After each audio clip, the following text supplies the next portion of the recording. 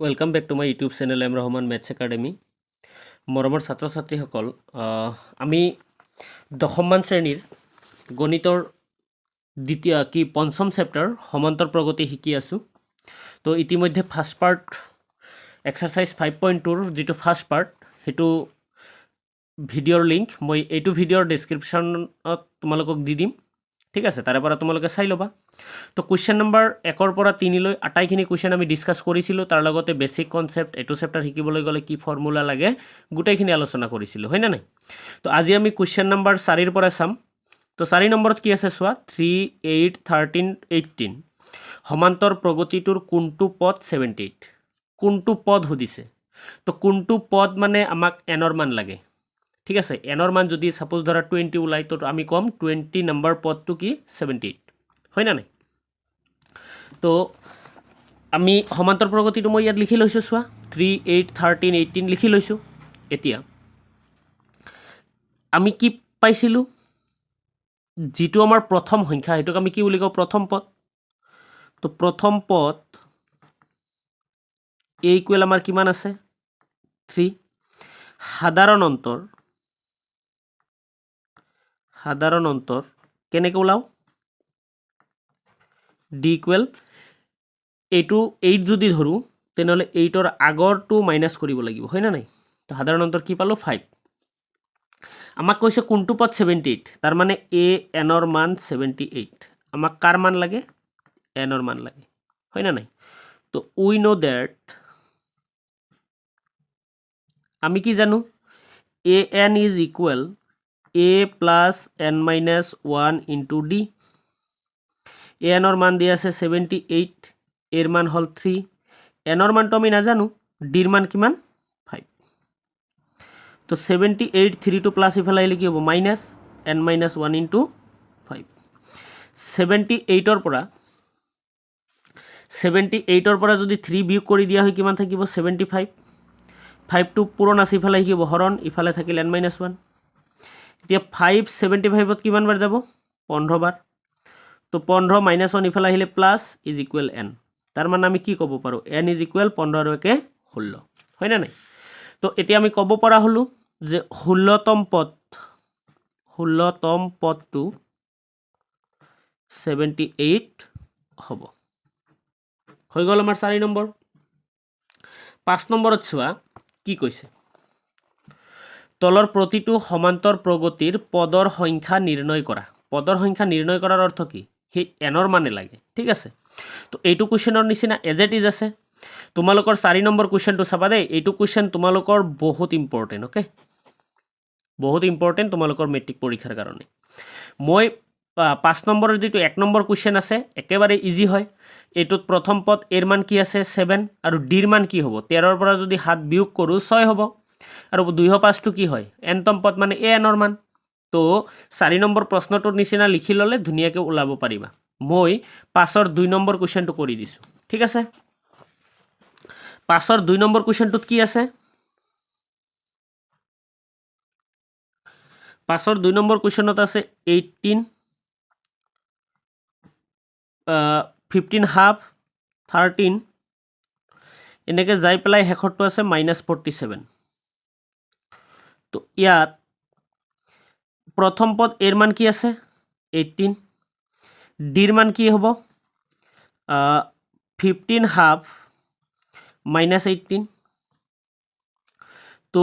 2 15 গুণ 30 একে কিমান হ'ব 31 ডিভাইডেড বাই 2 -18। যদি লসাগু লওঁ 2 2 একবাৰ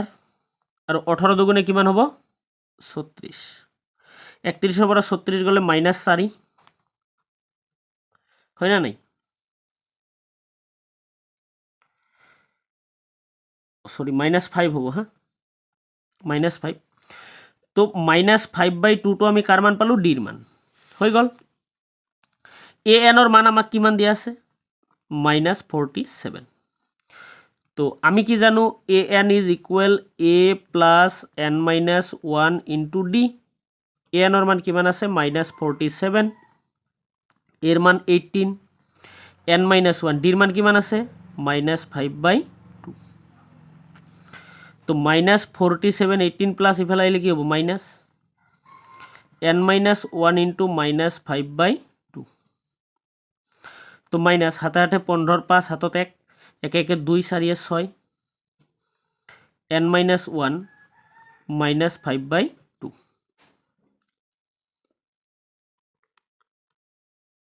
ঠিক আছে তো minus 65 এটু পুরো নিফাল আহিলে কি হব হরণ হরণ মানে উলটি যাব হয় না নাই n minus 1 minus minus cancel 5 65 কিমান বার যায় 13 বার তো 13 দুগুণে 26 মাইনাস 1 ইফাল আহিলে কি হব প্লাস তো n এর মান কি পালু 27 তার মানে আমি কব পারু এতেকে মোট পদর সংখ্যা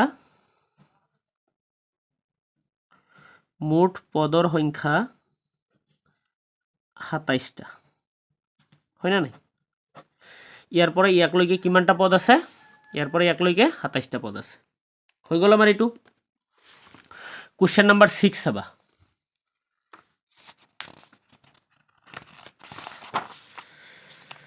কোশ্চেন নাম্বার 6 ত কি কৈছে চোৱা 11 8 5 2 ... এই সমান্তর প্রগতিটোর -150 সংখ্যাটো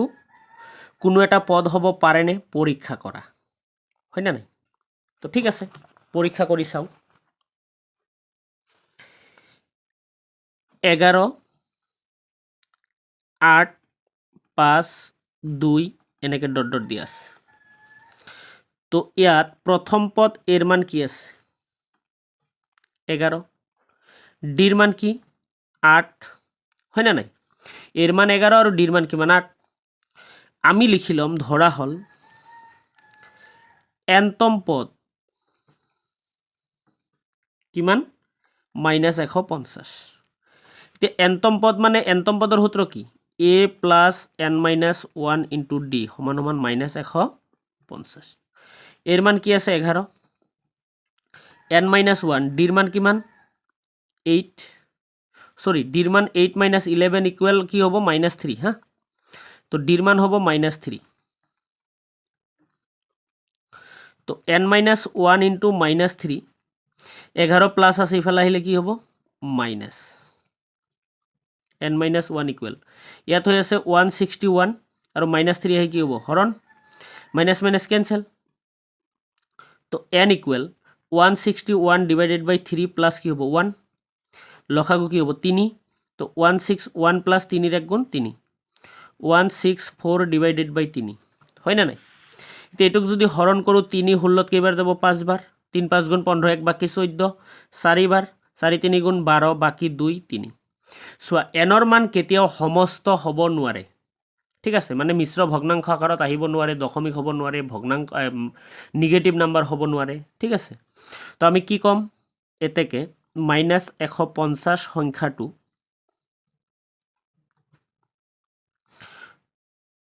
কোনো এটা পদ হ'ব নোৱাৰে কোনো এটা পদ হ'ব নোৱাৰে হৈ গল কোশ্চেন নাম্বার 6 6 নম্বর কোশ্চেনটো দরকারি আছে দেই 6 নম্বর কোশ্চেনটো দরকারি আছে ঠিক আছে 11 6 নম্বরটো তো করিলু 6 নম্বরটো নহয় দেই 7 নম্বরটো বেশি দরকারি হ্যাঁ মই হাত বুলি ভাবি 6 কই দিছো এটা সমান্তর প্রগতির 11তম পদটো 38 আর 16তম পদটো 73 হলে তার 31তম পদটো নির্ণয় করা কিমান নম্বর পদ লাগে আমাক 31 নম্বর পদ ওলাব লাগে ঠিক আছে 11তম পদ কি দিয়া আছে আমি লিখি লও দিয়া আছে 11তম পদ তার মানে a11 এর মান কিমান দিয়া আছে 38 a11 মানে কি লিখিব পারো a plus 10d ইকুয়াল 38 এক নম্বর দিয়া আৰু আমাক কি দিয়া আছে 16তম পদ মানে a16 কিমান দিয়া আছে 73 a16 মানে কি লিখিব পারো a plus 15d 2 নম্বর দিয়া তো 2 minus 1 যদি কৰি দিও a plus 15d minus a plus 10d সমান সমান 73 minus 38 a plus 15d minus a minus 10d 13ৰ পৰা 8 গ'লে 5 6ৰ পৰা 3 গ'লে 3 মাইনাছ a প্লাছ a কি হ'ব কেঞ্চেল 15ৰ পৰা 10 গ'লে কিমান 5টা d ইজ ইকুৱেল 35 তো d ইজ ইকুৱেল কি হ'ব 35 ডিভাইডেড বাই 5 কেইবাৰ যাব 7 বাৰ তো d ৰ মান কি পালো 7 হয় না নাই d ৰ মান 1 নং সমীকৰণত বহুৱাই 1 নং সমীকৰণত বহুৱাই দিলে কি হ'ব চোৱা 1 নম্বৰ সমীকৰণৰ ফাৰ্ষ্টত কি আছে a প্লাছ 10d তো a প্লাছ 10 d ৰ মান হ'ল 7 ইজ ইকুৱেল 38 তো a প্লাছ কি হ'ব 70 ইজ ইকুৱেল 38 তো a ইকুৱেল 38 মাইনাছ 70 তো মাইনাছ 10ৰ পৰা 8 গ'লে 2 6ৰ পৰা 3 গ'লে 3 32 থাকিল আমাক কিমান নম্বৰ পদ লাগে 31 নম্বৰ পদ এতেকে a31 ইজ ইকুৱেল কি লিখিব পাৰো a প্লাছ 30d হয় না নাই তো এৰ মান কি পাইছো মাইনাছ 32 প্লাছ 30 ইনটু d ৰ মান কি পালো 7 তো মাইনাছ 32 প্লাছ 3 7 গুণ 21 আৰু 0 তো 210 ৰ পৰা 32 মাইনাছ কৰি দিয়া 10ৰ পৰা 2 গ'লে 8 ইয়াত থাকিল আকৌ 0 এক ধাৰ কৰা 10 10ৰ পৰা 3 গ'লে 7 আৰু 1 178 ঠিক আছে হৈ গ'ল আমাৰ এইটো কোৱেশ্চন নাম্বাৰ 6 এবাৰ আমি কোৱেশ্চন নাম্বাৰ সরি 6 বলে 7 এটো 7 হ্যাঁ 7 হয়ে গেল 8 নাম্বার সাম কোশ্চেন নাম্বার 8 চাবা 8ত কি কৈছে চোৱা এটা সমান্তৰ প্ৰগতিত 50টা পদ আছে কিমানটা পদ আছে 50টা পদ আছে যাৰ তৃতীয় পদটো 12 আৰু শেষ পদটো 106 29তম পদটো নিৰ্ণয় কৰা অলপ মাইন্ড কৰা টোটাল পদে আছে 50টা তার 3 নম্বরটো 12 তৃতীয়টো 12 এটা বুঝি পাইছো হেক পদটো 50টা পদ হলে হেক পদ মানে কি 50 নম্বৰ পদ হয় না নাই তো আমাক কি বুৰ্বক পাইছে নেকি যে কোশ্চেনত জি কব হে বুঝিলাম আমি তো বুঝি পাও না 50টা পদ আছে আৰু হেক পদ কৈছে হেক পদ মানে কি 50 নম্বৰ পদ তো ঠিক আছে আমি লিখিলো দিয়া আছে তৃতীয় পদ 12 মানে a3 ইকুয়াল 12 a3 মানে কি লিখিব পাৰো a plus 2d হয় না নাই আৰু হেক পদ মানে হল 50 নম্বৰ পদ কিমান 106 তো 50 নম্বৰ পদ মানে কি লিখিব পাৰো a plus 49d 106 তো 2 minus 1 কৰা 2 নম্বৰত আছে a plus 49d minus 1 নম্বৰত আছে a plus 2d ইয়াত 106 বিয়োগ 12 a plus 49d minus a minus 2d 106 ৰ পৰা 12 গলে কি থাকিব 6 ৰ পৰা 2 গলে 4 9 ৰ পৰা 1 গলে 8 10 ৰ পৰা 1 গলে 9 94 ঠিক আছে a cancel 49 ৰ পৰা 2 গলে 47 তো d ইকুয়াল কি হ'ব 94 ডিভাইডেড বাই 47 47 94 ত কেইবাৰ যায় দুইবাৰ তাৰ মানে d ৰ মান কি পালো 2 তো d ৰ মান 1 নম্বৰত বহাই দিয়া d ৰ মান 1 নংত বহুৱাই কি পাম a plus 2 d ৰ মান 2 সমান সমান 12 2 দুগুণে 4 ইকুয়াল 12 তো a ইকুয়াল 12 বিয়োগ 4 12 ৰ পৰা 4 গলে কিমান হ'ব 8 এৰ মান 8 পাই গলো এবাৰ আমাক কিমান নম্বৰ পদ লাগে 29 নম্বৰ পদ এতেকে a29 is equal a plus 28d এৰ মান কিমান পাইছো 8 28 d ৰ মান কি পাইছো 2 8 যোগ 28 দুগুণে 56 যোগ কৰিলে কি হ'ব 64 তো 29তম পদটো আমি কিমান পাই গলো 64 হৈ গল ঠিক আছে কোশ্চেন নাম্বার 9 কি কৈছে যদি এটা সমান্তৰ প্ৰগতিৰ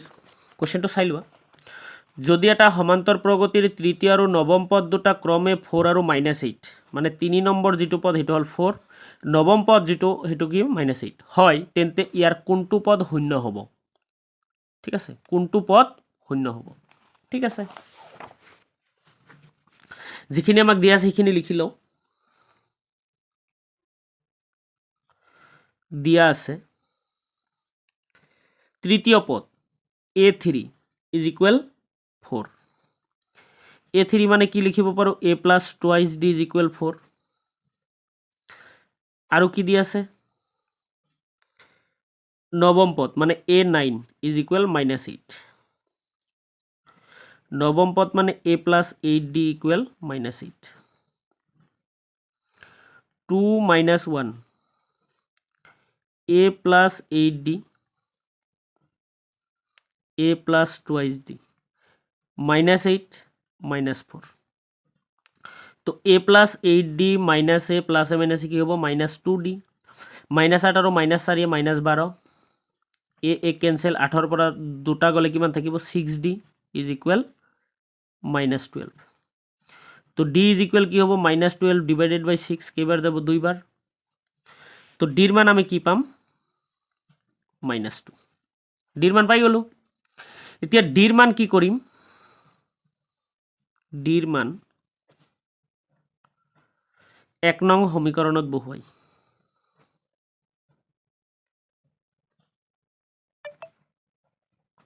1 নম্বৰ সমীকৰণত বহাই দিলে কি পাম চাবা মই ইয়াতে কৰি দিছো হা এৰ মান কিমান a plus 2d ৰ মান হল -2 is equal 4 তো প্লাসে মাইনাসে মাইনাস 2 দুগুণে 4 -4 ইফালে গলে কি হ'ব প্লাস তো 4 4 কি পাম 8 আমাক কৈছে কোনটো পদ শূন্য হ'ব হয় না নাই তো আমি লিখি লও ধৰা হল nতম পদ শূন্য মানে an equal কি 0 তে a plus n minus 1 into d equal কি হ'ব 0 এর মান পাইছো 8 n ৰ মান নাজানো d ৰ মান -2 equal 0 n minus 1 into -2 8 plus ইফালে আহিলে কি হ'ব minus